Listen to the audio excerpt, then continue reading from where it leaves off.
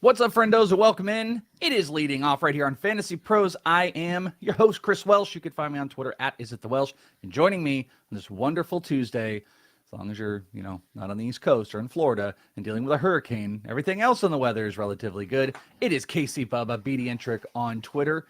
Mr. Casey Bubba, we are very far away from a hurricane, but shout out to all of our listeners and live streamers that are going to be dealing with that this week. We are not. We are dealing with sunny skies on the West Coast, the best coast. Yeah, the best coast is I'll take my earthquakes and take my chances there. But yeah, hopefully everyone stays safe out there. It's an interesting one seeing it on the news. It looks like it's getting bad. I think it's better. It gets bad. So stay safe out there. My daughter is obsessed. She wants to be a meteorologist. She's 6 years old, by the way. Her number one thing, all kids have iPads now, and she's obviously got, her kid games, Roblox and stuff like that. But what she also has is storm tracker apps. And she asks every day, both my kids kind of are always asking, like, hey, what happens in Arizona? I'm just like, it gets really hot. And then I mentioned the only natural thing that we get is called a haboob, and then they laugh. And I have to mention that is a sandstorm that happens because of winds. But their obsession with storms in general, from earthquakes to hurricanes and all of that, is so I have a full-on meteorologist at my house giving me all of the updates. But again, shout out to everybody that is on the East Coast and dealing with any of that stuff. And I didn't see, is there going to be any effect on any of the games, baseball games? Nothing yet, but like Tampa Bay, the Rays, even they're postponing or delaying the selling of their wild card round tickets because the games might get pushed back from that. So they're kind of just waiting things out and seeing where it goes. But as of now, nothing. But I wouldn't be surprised if something happens. Yeah, I know one of the NFL games. It's kind of in a limbo right now. I think it's the Bucks game. Is just Bucks Chiefs. It's kind of sitting in limbo if it's going to happen. So we'll have to see whatever is going to go down on the baseball front, the real world front. Bubba, what's going on in your world, man? What's going down? Just living the dream. Living the dream. Baseball season's almost over, so grinding away a little bit longer. But bench with Bubba. Got a couple articles left. It's almost chill down time before you know it. We're ramping up again though, so it's all the fun stuff. Yeah, well, I mean, always ramping up across the board. One thing I am also happy to say, this is not the last Bubba episode. We've got Bubba on Thursday. I know this is a final week of leading off, as I have mentioned, and everybody had the panic attack and got to their emails to email Fantasy Pros. But it is me and Bubba, at least for a couple days today. And we got some breakdowns on these final championship runs. And a little bit of prospect news, at least one at the top here. I really thought this was I thought it was actually going to go one of two ways. I thought we were going to get this guy up, and then I also thought we might get him at the AFL, and neither is happening. But prospect Grayson Rodriguez with the Orioles had 6 strikeouts over 5 innings on Monday in AAA Norfolk, which is, in my mind, really going to lead him to breaking camp with a roster spot next year. The only thing that might hold him back is injury and missed innings, which they could get a little, that's why I really thought he'd be in the AFL. They could get a little bit weird about, but he's at least rehab backup all the way until this. Now, there is technically games until Wednesday. That could open up the opportunity, with this being a Tuesday, that he could get one start in the major leagues if they wanted before we get to the playoffs. Yeah, we'll see, because they're still fighting for the playoffs, I believe, at least a wild card. Do they want to take that risk? We'll see. But what would be fascinating, though, Bubba, is that it could line up to like Sunday. It could line up to, theoretically, I don't remember. Are all fantasy championships in Roto? Because I don't like to play to the very, very end. Roto goes to the end. To Wednesday? Roto goes to Wednesday. Yeah. So if you're not going until Sunday, head-to-head championships might be just going until Sunday. And if that's the case, you might be able to slip in. Would you be willing to risk a Grayson Rodriguez start if he were to be called up? Whether it is head-to-head or it is Roto, are you going to take that risk? Yeah, I would. The strikeout appeal is tremendous. Like I would take that in a heartbeat. The way Baltimore's getting things done. So yeah, give me that one. Because I'm looking here as well. Their schedule will be, oh man, you've got the Red Sox for next couple, which isn't going to work. It would line up to either, if I'm taking a guess here, the Yankees on Sunday or the Blue Jays at home on Monday. Ooh. So if it were the Yankees, are you going to play Grayson Rodriguez against I play versus the Yankees? Yeah, I would. I played Brian Bayo against the Yankees the other day. Outside of Aaron Judge, that team is cold. It is pretty cold. Yeah. Okay. So there you go. Whether it is the Yankees or the Blue Jays, that's how it would line up. Not the worst of matchups in your division. Yeah, and you're right. I mean, you've had like you've seen Kyle Bradish has been really good just against I think it was the Astros the other day. I mean, they have put together they've strung together a lot of good starts as they continue to stack on wins. And there's a real possibility, we've not heard anything, there's a real possibility that Grayson could get the call up and you guys are going to have to make that decision. And I kind of agree with you. The thing that really works in his favor, I'd point out as well, is he came up through the entire minor leagues with Adley Rutschman. Like, he trusts Adley. His buddy. He's going to be at his most comfortable level. He had said that he thinks Adley is the best catcher in the world. Like, he is the best. And they've worked together for a couple years now. And that type of comfortability with a catcher that knows this pitcher and a pitcher that trusts this catcher, that's something that I can really get down with in a really tight spot for you guys in the back end of your playoffs and your road stuff. Yeah, so I would be on that. Hey, real quick, before we move on, since we're on the Orioles still, did you see that bomb that Henderson hit last night?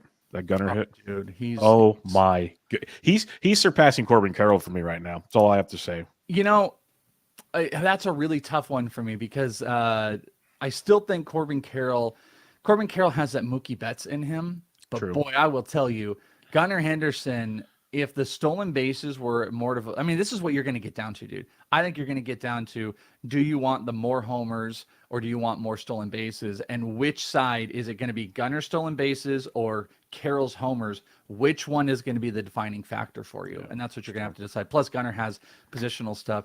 We're doing that too early, Mock Man. And I had Gunnar locked up, but I wanted to wait and see if I could get him coming back, and he didn't make it back to me in one of these rounds right in the middle. And he did go after Carroll.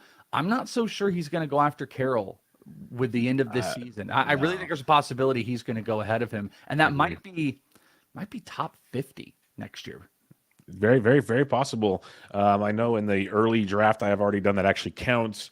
Corbin Carroll as a 15 team, he went, I believe, in round 5-ish, middle around 5, and Gunnar I don't believe was off the board yet, unless he went like around 7. So we'll see how that plays out. But yeah, I can see the way the season's finishing up, Gunnar's probably going to pass him up a little bit.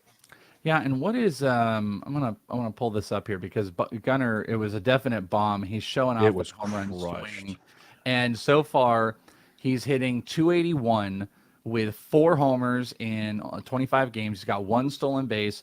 Strikeout percentage under 25%, walk percentage over 10% right now, which is solid. Your slug is in the 5s. He's not a 3-4-5 guy right now, but still, slug is in the 5s and maintaining a 200 ISO. I mean, these are things that you want. Not crazy strikeout percentage. Yeah, man, he's gonna be next year's Bobby Witt Jr. as far as the value. You know, him and Carroll. Again, it's gonna be a different world with how we're drafting next year with a lot of these rookies because so many more are going to be on the table, and we know the stakes now that even in drafts in like November at first pitch out here in Arizona or in December, January, I think you're going to see a litany more of rookies than we've ever seen before go inside the top 100. Agreed. Which is going to be wild, which that'll be a good thing. But yeah, Gunnar has been phenomenal and might be passing Corbin Carroll for a lot of people. Be a good offseason conversation. Speaking of another one of those guys that really is, I mean, I'll give the credit. He has had a great run on this back month. Oneil Cruz, 4 for 5 in an 8-3 Monday win against the Reds. And let me pull up his numbers because obviously the batting average has been, the issue. The strikeouts have been the issue, but Cruz has strung together a nice little run. So on the year, Cruz is at 225 with 17 homers, 8 stolen bases. So I think a little bit less than everybody was, rookie of the year doing that type of nonsense. But in the first half, he hit 204. In the second half so far, which there's been more games in the second half, he's hitting around 235, which has definitely bumped up everything he's done. And in the month of September, going into October, has been his best month, hitting 281. So in the back half of the year, he's really putting this together. Most homers have come out of this month in September than any other month. He's evenly stolen bases throughout the year. And if he can be a 250 hitter, then we're getting into real business with Oneil Cruz instead of the anointment of EVs and all that nonsense. Yeah, no, I'm with you. It's been impressive to see him adapt a bit, as you said, and get a little better at the plate because the talent we know has always been there. It's just that swing and miss is tremendous as well. So it's good to see. And I'm with you. Like, it'd be nice to not just talk about like the EVs and how fast he can throw a baseball, but like let's talk real stats. And so yeah, I actually think honestly he's going to be one of the more fun players to talk about in the off season when we're not doing this live thing and everyone, and I'm obviously making it a joke and stuff like that. But it would be fun to go back and look at like how the entire season worked, and that's something that you're looking for. And honestly, though, this last month is gonna do something crazy, I think, to his MVP next year. Like, big time. You end out the year hitting 281 with 30-30 potential, and obviously just a physical freak. We've seen what that's done to guys like Mondesi. Was being cut in years, and then he would put 1 month together, and we go crazy. What do you think the general range of Cruz is going to be? Well, it's fun because that draft I did, he didn't go in the first 7 rounds, even though many thought he would. I think with this finish, he's probably a top 70 pick. It's just he's going to be a top 5 round player next year. Shortstop's so deep. That's the only thing. It's so deep. So, but he's got other eligibility that could tweak things. So, yeah, he'll be there in that just top of the head, probably after the Xander range of shortstops. Something in that range would be my guess, but we'll see. Yeah. Bryce Elder, speaking of prospects, fired a complete game shutout, helped the Braves in an 8-0 win over the Nationals. What a phenomenal streaming option for. I think someone said it in the chat, hey, congratulations if you had Bryce Elder yesterday. You just won because an absolutely out of nowhere performance that, again, hat tip to the Braves. Braves are one of those teams you look at when any time their prospects up. Kyle Muller just came up, who's had really good stuff. I think maybe still more of a reliever, but Mulder, Elder, obviously Strider has made incredible moves, potential rookie of the year. They just, when they put guys out, we have to listen. And that's teams like the Mariners and the Braves. When those pitchers come up, we have to pay attention. And maybe the Diamondbacks I'd throw out as well with how Ryan and Dre Jameson have played. But any thoughts on Elder? I like him a lot. He's big time strikeout stuff. I've streamed him the last 2 times, at least in DFS, and it's been good to see. Like, the biggest thing that you said there is teams like the Braves, and it kind of goes back to what you said. Looking at drafts coming up this year, is they're not afraid to call these guys up. So if you got some prospects in the system, keep an eye on these guys. Yeah, and see, it'll be interesting to see what their rotation looks like. And then just since the rest of this stuff is a prospect news, just to throw this out, if you didn't see, also Diamondbacks sent down Alek Thomas. Alek Thomas had really struggled. McCarthy, I think it was McCarthy that came off the IL, and the Diamondbacks list half of the year. Oh yeah, that's what it was, bereavement. But they're essentially going with Varsho, McCarthy, and Carroll with Stone Garrett as the 4th outfielder. So it really does leave some questions on what was a great start to Alek Thomas. He just kind of fell apart. And does make me wonder what type of role he's going to have early on next year. I imagine it's going to be 4th outfielder-ish, but I don't know. Stone Garrett has played all right. McCarthy has clearly played himself into a starting role that in development, they would send down Thomas in favor of McCarthy at this time, and not like Stone Garrett. So Alek Thomas, obviously, you can just move along with. Dynasty, I would continue to hold because he's still an interesting power speed combo, but he's not like Carroll. Just because they're both smaller dudes doesn't mean that he's like Carroll. So he's still a hold, but he's a dicey hold in Dynasty right now. Yep, 100%. It's an interesting situation because the way he started out and all the high hopes for him, and maybe they put Varsho at catcher and get rid of Kelly. Who knows? Yeah, they really like Kelly. I at the end of the day, I think Varsho is going to be something between DH, catcher, outfielder. I just think they're going to have this rotation. I think Corbin Carroll's going to be out every day, and they're going to have a rotation of guys in the outfield from Varsho to McCarthy to Thomas, maybe Stone Garrett. I just don't think they'll move on from Kelly because I think he's better defensively, and I think he calls a better game than Varsho does. But, luckily for us as fantasy owners, we don't want Varsho to move off. I love his eligibility. Keep it coming. He's an okay. I mean, he's really actually not. I was almost going to say subpar. He's not a subpar outfielder because double-digit stolen bases and 20-plus homers we'll take every day. But he just is so exponentially less valuable if he doesn't have that catcher eligibility. But I don't think there's any going to be change in the future. That's why I really like Varsho. Is he's just going to keep catching his games. He's going to get his 20 plus behind the plate every single year and keep his eligibility. So perfect. Thank you, him. Eugenio Suarez is expected to be activated from the IL, and he will be the Mariners' DH coming up today. So that's going to be a positive sign. And the Dodgers also activated David Price in news that is not important to any of us, unless it's a holds league and you're going to blow a save. Remember when David Price was good? Yeah. I remember he had a bulldog. He used to bring to the park with him all the time too. Yeah. Oh God, what was it? Astro, I think. Astro, 100%. Yeah. Yep. Yeah. I used to like David Price used to be like active on Twitter and all that type of stuff. And He was Blake Snell before hurt Blake in Snell. video games. Yeah. He used to play video games on the big screen at the ballpark in Tampa. Yeah, and didn't he get like carpal tunnel from playing like Call of Duty? Yeah, he got the same carpal tunnel Bogman gets. A little different, I do think at some point it'd be fun to break down all of the great video game injuries to professional athletes, or video game effects, like in football, the joke about Kyler Murray when Call of Duty comes out, his efficiency drops. To Joel Amaya, who hurt himself. Guitar Hero, right? Yeah. The great video game injuries in our time. He's just strumming the bass a little too hard. Yeah, we don't hear a lot about that anymore. And these guys, they've got better conditioning for their video games, at least to hide it from all of us. David Price was like the last one I remember. Also on the injury front, Julio Rodriguez is expected to be activated from the IL when the 10 days are up. So the Mariners on the back end here are going to get they're getting Eugenio back and Julio back here, short stint stuff, which is good for everybody.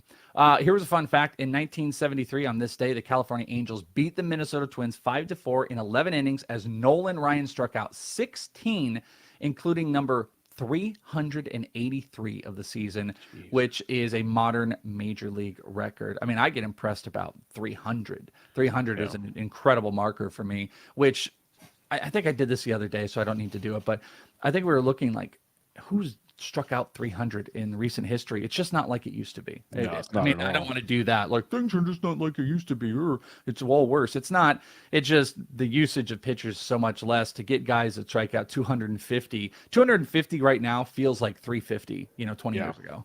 Big time. Like 200 feels like 300. So that's a good point.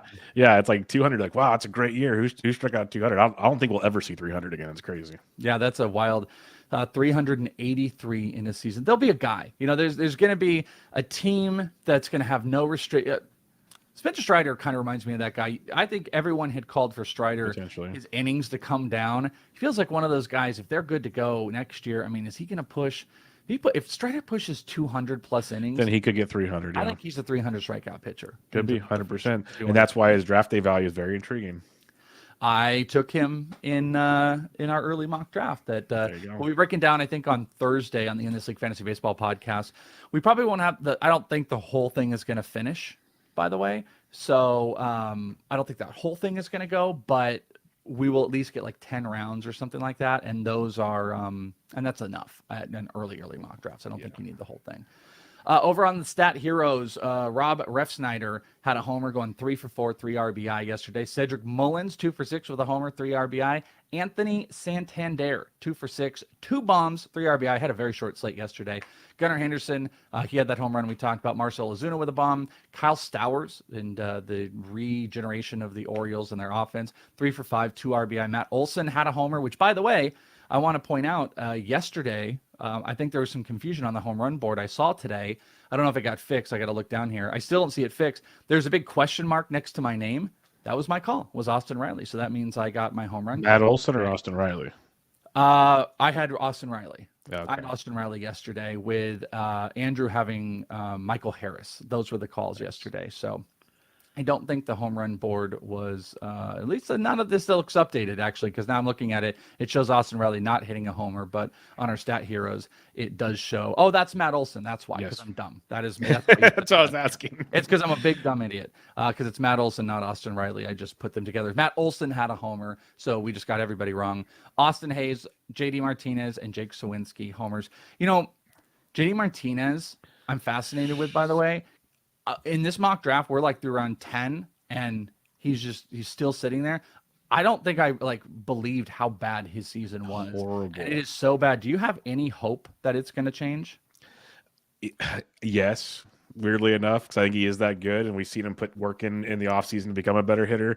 It's still kind of sketchy though, because the drop off was like tremendous, but he stayed healthy most of the year, so it's got to be like a tweak he can make. Let's hope so. Let's hope so, because he's either going to be a massive, massive deal next year, or we are all just going to move away, because the stats are gross. That name value is going to get you when you get past 150. It's going to be the Nelson Cruz of this draft. I saw it was last year. He fell.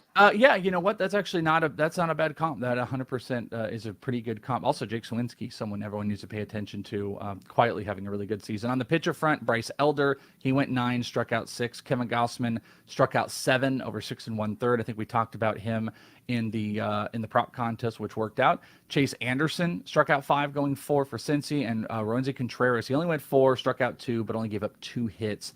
Again, 4 games, not a lot of great pitchers there. On the stat zero side, you had Harrison Bader going 0 for 4 with 3 strikeouts, same as Stanton. George Springer 0 for 5 with 3 Ks. Dansby Swanson 0 for 5 with 3 Ks. And on the pitcher side, Connor Siebold gave up 4 earned runs, only went 2 innings for your stat zeros.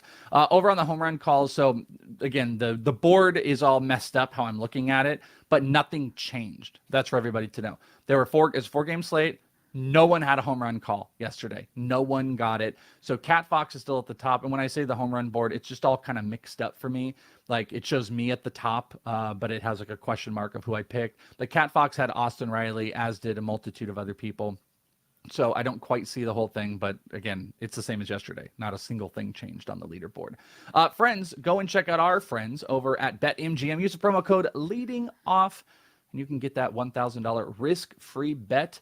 For first-time users, all you got to do is make a deposit, start going making some bets, maybe on some of the final games, playoff baseball, props, whatever it is. Maybe you take your home run contest woes of it going away and take it and make some home run calls on BetMGM and make some cash. Whether you won this contest or not, you can win some cash over at BetMGM. Use promo code leading off. Do it today. And on the prop market here, I'm actually going to just pull a couple from the top of the projected today. The top 2 are actually very interesting. The number 1 of all of them on the projections over Betting Pros, the prop cheat sheet, Zach Wheeler is projected at 6.5 strikeouts today against the Cubs. The number is 4.5 over at Sugar House, and it is minus 162, which is a pretty interesting number. The other K prop, if I can find it, which I don't see. There's actually a lot of Diamondbacks on here. A lot of hitters, yeah. Yeah, let me pull up another case. While you're doing that, though, just for heads up for Wheeler, he's opening and Syndergaard's following, so I don't know how deep Wheeler's going. And that's got to obviously be part of it. The projections may not be putting into it. They haven't given any numbers on that. Okay. I haven't seen anything official yet. And as you're looking, Lance McCullers just got scratched for Tuesday night. Oh, against the Diamondbacks. Yeah, okay. Luis Garcia is going to make the start. Okay. I was about to say, pending what they did, I was like, I might get more excited about a few of the Diamondbacks. Though I will tell you, a lot of Diamondbacks on this board. If you check out the Betting Pros board, the other pitcher one, number 2 on here is over at DraftKings. It's minus 115. It's Hunter Green against Pittsburgh under strikeouts, which is at 7.5. He's projected at 6. So those are a couple of the top strikeout ones. If you want to go over on the total base side, I'm probably not going to play a lot of home run calls or anything like that. William Contreras is number 1, minus 175 on DraftKings, but it's just for a hit. He's projected at 2.4. You've also got O'Neal Cruz, who has been hot, minus 160 on BetMGM for 1 total base. So maybe you can put O'Neal with even Kyle Schwarber, who is minus 185 on BetMGM, up against the Cubs for 1 total base. Take Schwarber, take O'Neal Cruz. Maybe that'll be put together. And then there are a couple Diamondbacks, as I mentioned. Dalton Varsho, 1 total base. Corbin Carroll, 1 total base. And you've also got Christian Walker at 1 total base over on Caesars. Anything you like on this prop market? I like that the parlay, the O'Neal Cruz, Kyle Schwarber action there. That could be a really strong one because both in phenomenal spots tonight. So I like that quite a bit. I was trying to look here what the judge line on the home run call is. Let me see if I can see it, if it's up on no, it's not even up on here on the board, because I know there's some home run calls here for judge. But if you guys want to play that, go and check it out. Go over to bettingpros.com. They have the prop cheat sheet. You can see what their projections put out. I find it very handy that you guys can go and piece and sift through all of this stuff to find yours. Over on the DFS side, Bubba, what do you got for us? Give us some info as far as pitchers, maybe stacks. Who are you looking for on the DFS slate today? I strictly play DK, so those that might affect you on FanDuel, but Robbie Ray could be a pay-up spot for you, but I'm good with saving money tonight. Logan Webb's way too cheap at $7,200. Got Patrick Sandoval at 69 as well. So those are a couple. And if you want to roll the dice on Kyle Bradish coming off the gym, Boston's bats can be picked on. And then when you're stacking things up, I always like targeting Paulo Espino, so the Braves will be 100% in play again. And I don't mind some Astros bats versus Zach Davies. Those will be my 2 spots to start tonight, but there's a lot of interesting ways to go on a very, very large main slate. I'm very much on that. As a matter of fact, my home run call today is picking on those Diamondbacks and the very, very not great person that Zach Davies is. That doesn't necessarily translate. His personal life and never speaking to his wife again is not necessarily what we care about in fantasy, but he's also just not a great pitcher. And I like the Astros pouncing on it. And I'm going to take Jose Altuve in this one. I like that Jose Altuve call. Obviously, Joe has got Aaron Judge. I see Wonky is picking Mike Trout. Who are you going to take on the home run contest today? Well, I'm picking on Mr. Davies, too. I'm doing it for his wife because I'm a nice guy like that. But I'm going Kyle Tucker. Tucker's been having a great finish of the year, just like last year, all over again. So I'm looking for Kyle Tucker to go deep and have a fun one tonight. And I just saw a headline. The Astros can clinch the #1 seed with a win tonight. I mean, this is going to be critical. Really interesting about the McCullers stuff, too, with being able to clinch. Is an interesting one. One thing I would also point out, this has been a strategy for me if you are someone that likes to get into the bet prop market and maybe you do use a promo code for the first time on BetMGM, is I found a pretty good track record of getting and paying attention to the home run call market here and translating those over into total bases. So like Brian says, love the Trout versus Caprillion. I agree. I am not against, I think Trout total bases today, which is going to be at 1.5, is a great play. I think guys like Tucker and Altuve are great plays for 1.5 total bases. Play some of those guys you feel the homers on and play their total base number because it's always 1.5. I don't think I've ever seen Judge at 2.5. That's just not the standard. They'll just juice it down. So you guys can go and take some of those home run calls, bet them singularly if you can get a good price, which usually on 1.5 total bases, you do get a pretty good price, even on the good guys. If not, have some fun and maybe put 2 together and see if you hit it, and then cash money. What's up with you this week? Obviously you are covering football and everything, but what's up on the baseball front for you on Bench with Bubba? Bench with Bubba's only coming at you once this week. Toby is out of town, so I'm going to take a breather and record with Bloom on Thursday. And then I got an article coming out Thursday or Friday this week, and I'm wrapping up the season, so kind of laying low before I've already got a list of things to start doing in October for the next season. So won't be gone for long. Yeah, well, they won't be gone long here because you'll be back again on Thursday. Like I said, final week. Yes.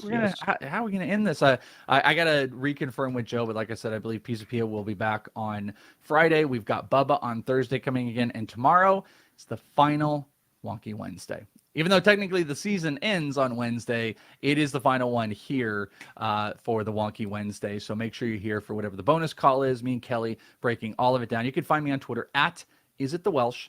And that will tell you where all of my stuff is happening. Next week is the Arizona Fall League. And I've already got my plans mapped out. I'm going to be at a game almost every single day. I'll be sharing video. I've already been over at Instructs for you baseball people. If you ever question how we, Bubba, myself, and a few of others, we cover multiple sports. Well, yesterday I was out at the Dodgers complex out here locally watching 17-year-old Josue De Paula, who's going to be a huge star. There were probably about 50 scouts outside. It's a wild picture I have. I've never seen so many scouts at a game, and it had the Reds with Edwin Arroyo, who was traded from the Mariners, Cam Collier, who was their first round pick. They were on the corner infield. The Dodgers had some huge prospects. Josue is one of the big ones that you might not know about. And if you guys care, it's just because I cover a lot of dynasty stuff and prospects on my show, Prospect One. I'm literally going out to complex level. I'll be at the AFL breaking down all of the stuff, giving you guys video. So make sure you just follow me on Twitter. That'll get you to the Patreon, the shows I do, the AFL, and a tons more. But thank you, friendos, for hanging out with me and Bubba. It is leading off. Go get some hits, get some homers, and we'll be back with you again tomorrow right here on Fantasy Pros. Peace out, friends.